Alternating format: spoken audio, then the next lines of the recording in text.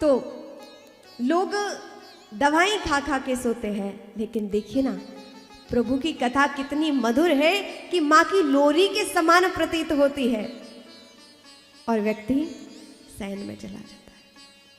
लेकिन देखिए यहाँ पे जिस प्रकार भी बैठो हमारा उद्धार निश्चित है। जिस प्रकार कोई व्यक्ति ट्रेन में बैठे और ट्रेन में वह सोते हुए आराम से जा रहा है, तो क्या वो अपने गंतव्य तक नहीं पहुंचेगा? पहुंचेगा कि नहीं? वो भी पहुंच ही जाएगा ना।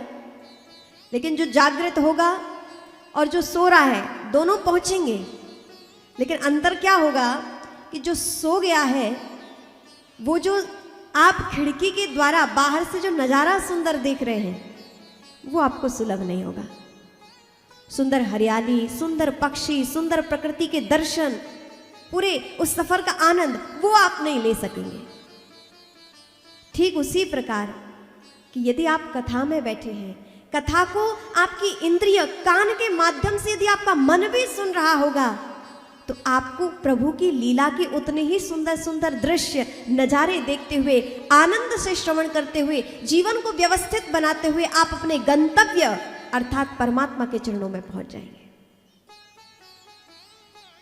और यदि यहां शयन भी हो गया तब भी, क्योंकि कहते हैं भाव को नाव भाव कुभाव अनक आलसहु नाम जपत मंगल दिसिदसहु।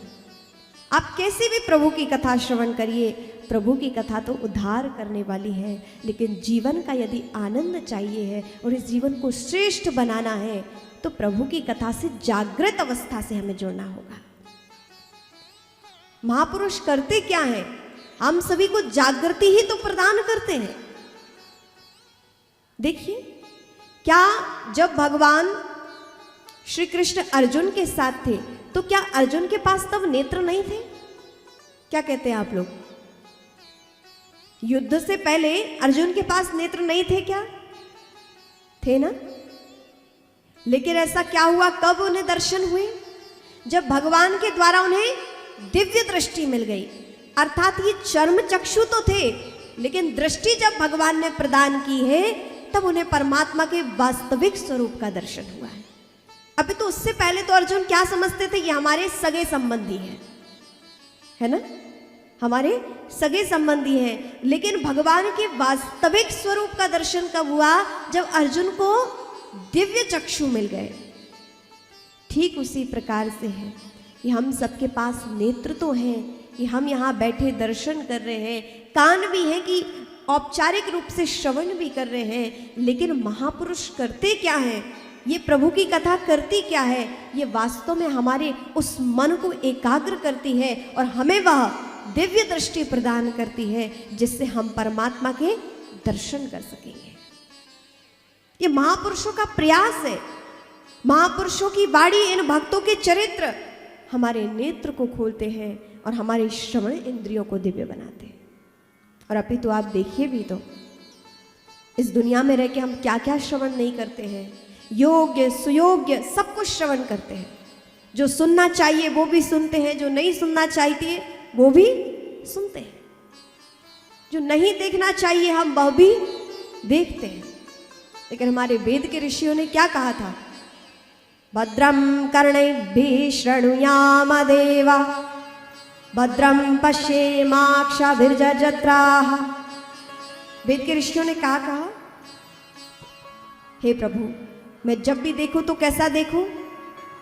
भद्रम कर्णेभिः शृणुयाम देवा भद्रम पश्येमाक्षभिर्यजत्राः। मैं जब भी सुनूं प्रभु अच्छा सुनूं, जब भी मैं देखूं तब अच्छा ही देखूं। ये हमारे वेदों के ऋषियों की प्रार्थना है। हम अपने कानों को क्या बनाएं? क्या लगता है आपको? अच्छा, आप हमें बताएं, आपको फूलदान प्रिय है या कूड़ादान प्रिय है? क्या कहते हैं आप लोग? क्या कहते हैं?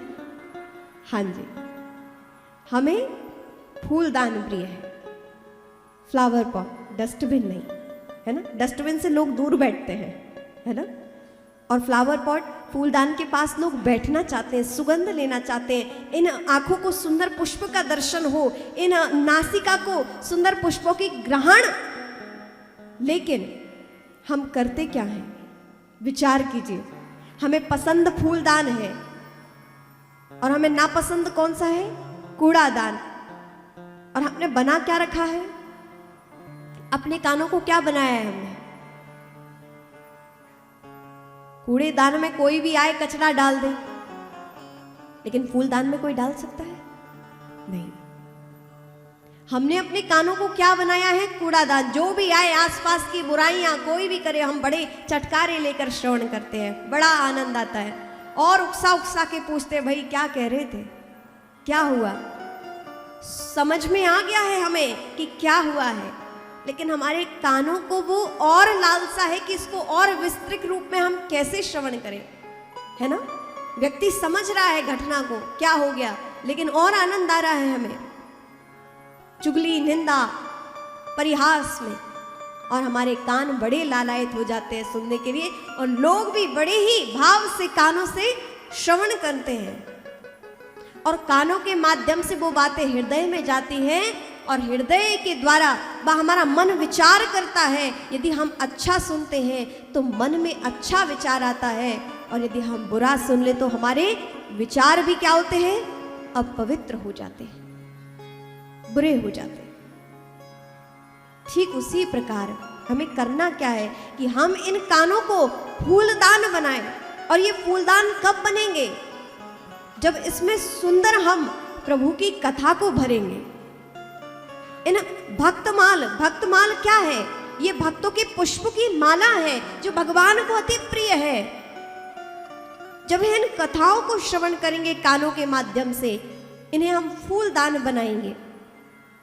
और देखिए, जब यहाँ से सद्विचार श्रवण करेंगे तो वो सद्विचार हमारे कानों के माध्यम से हृदयगत होंगे, और हृदय में जाते ही जब विचार वो मन में चलेंगे, और हमारा जीवन क्या है? हमारे विचारों का ही तो परिणाम है।